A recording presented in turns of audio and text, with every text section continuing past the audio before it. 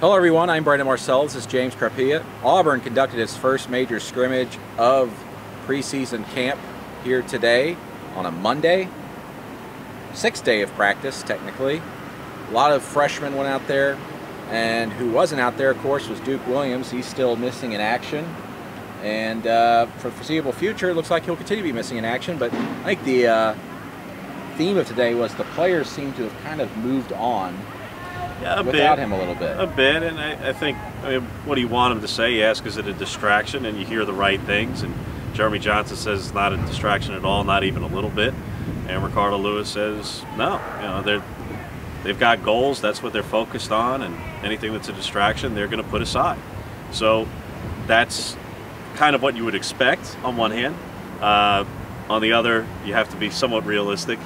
This is not just another player. This is arguably the best player or most important player on the team outside of obviously Jeremy because he's a quarterback. But if you had to say who is entering the season the best player on the team, it very well could be Duke, and he's incredibly valuable to the team. So they're saying the right things. Obviously, a resolution sooner than later would be preferable for all parties involved. I'm sure we'll probably hear something in the next week or so. As for the scrimmage, the offense was dominated by the defense. Run-oriented scrimmage. Jeremy Johnson only threw 4 or 5 passes, but the defense forced 3 turnovers, did not allow a touchdown, and there were only 2 field goals, James. Gus Malzahn said it's the best he's seen the defense since he's been here in a scrimmage. Yeah, and Ricardo Lewis said it as well. That this was the best he has seen from them. Obviously a great performance, even when you know what's coming, even when you know it's going to be run heavy. And going to be preparing for that, not dropping back into pass coverage as much. Yeah. Still a very strong performance and creating those turnovers, no matter where on the depth chart they're coming from. It's a positive sign. Look, especially if it is lower on the depth chart, even still, the fact that those players are able to make those plays, that's positive for the defense. Now, all right, it's a problem for the offense, and they'll deal with that, but a very positive for the defense. You heard Carl Lawson was a disruptor today and was unblockable, so that's certainly great positive news for you from the defensive side, but plenty to take away from it. And first time in the stadium for them, and we talked a little bit about how that's impacted things. Gus actually believes it's going to be an impact.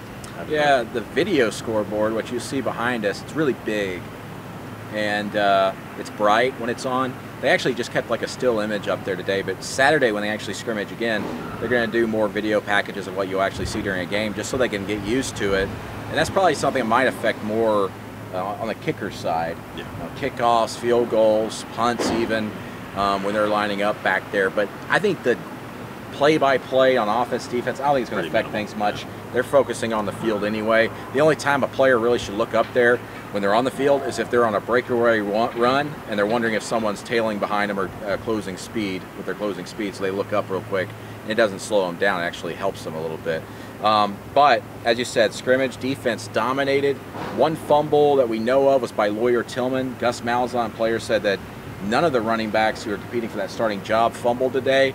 So he said the other guys who had fumbles were issues, were skill players. So receivers must have fumbled, or there were picks, right. And they didn't throw the ball so much. So. But they weren't very revealing as far as giving information from that. And at punt return, we did hear a few names today too, James. Yeah, we heard about Ryan Davis as one of the newcomers, Jason Smith in there, Marcus Davis in there, and Gray King. So Gray King, yeah. Mostly, I think we saw about 5 or 6 guys during the open periods that we got to see, and those are much of the same names that we got to hear again. So still clearly an open competition.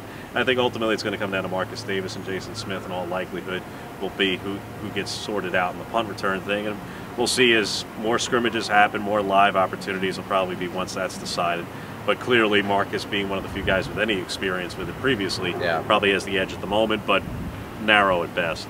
But yeah, we'll definitely keep on top of everything clearly, but first and foremost Duke, where we're not expecting to hear anything here in the next day or so, or certainly maybe even the next 2 or 3 days. But hopefully by the end of the week we'll have a little bit more clarity on that situation and what the future for him and this program will be, although clearly he is expected back. So that's obviously the great positive news for you, but he has things to do. So that'll be the first thing to be paying attention to, and more things from practice here at Auburn.